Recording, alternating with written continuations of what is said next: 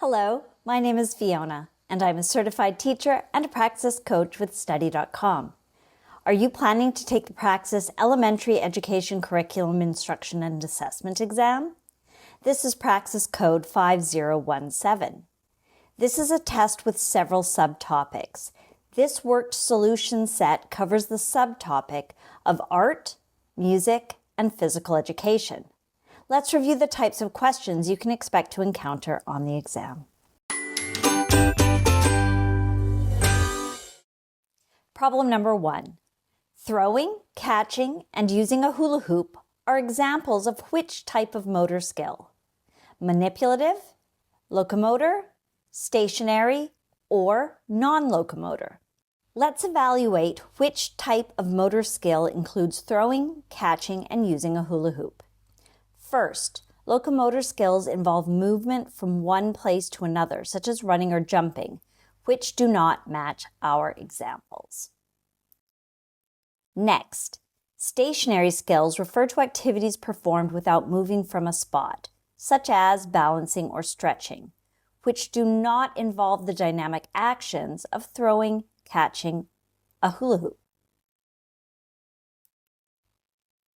Non-locomotor skills involve limited movement around a stationary base, like twisting or bending, and also do not fit our examples.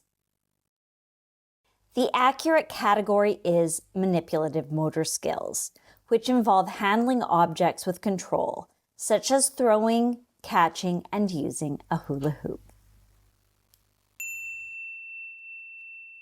Problem number 2. Which step in art criticism involves establishing the context and explaining why the artist made it look that way?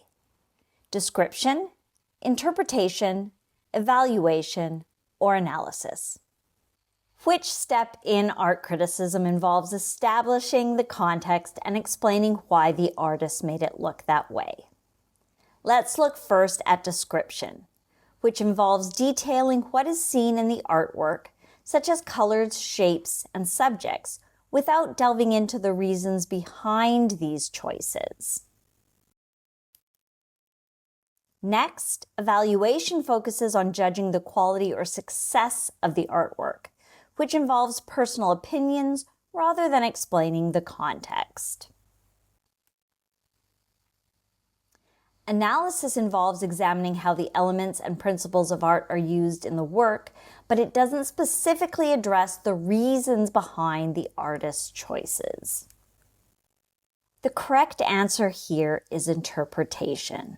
Interpretation involves establishing the context and explaining why the artist made the art look the way it does, delving into the meaning and purpose behind the artistic decisions. Problem number 3. Which of the following types of music is almost always written in 3/4 time? Folk music, march, requiem, or waltz? Let's analyze which type of music is almost always written in 3/4 time.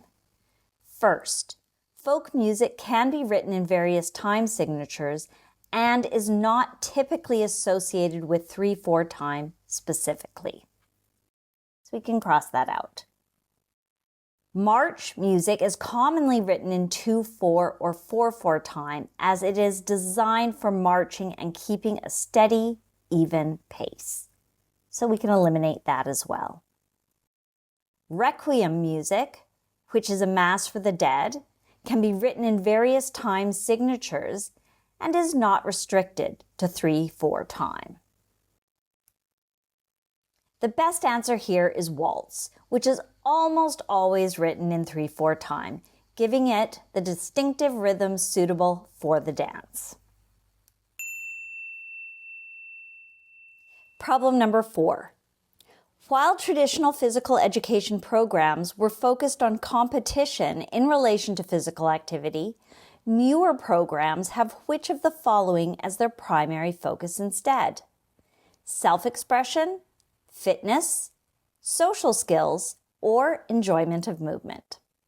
What is the primary focus of newer physical education programs?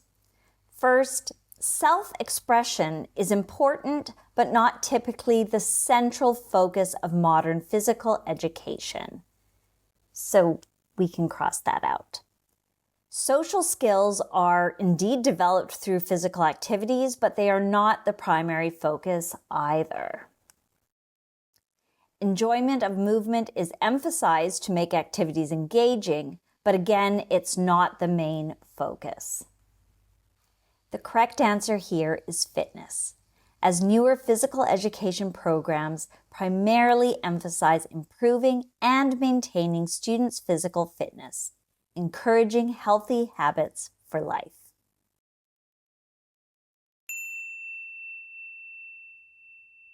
I trust I was able to clarify the types of questions you will find about the subtopic of art, music, and physical education for the Praxis 5017 exam. Please remember to like and subscribe to this channel so that with Study.com's help, you will feel well equipped and well prepared for exam day. Wishing you the best of luck with your preparations and exam. Bye for now.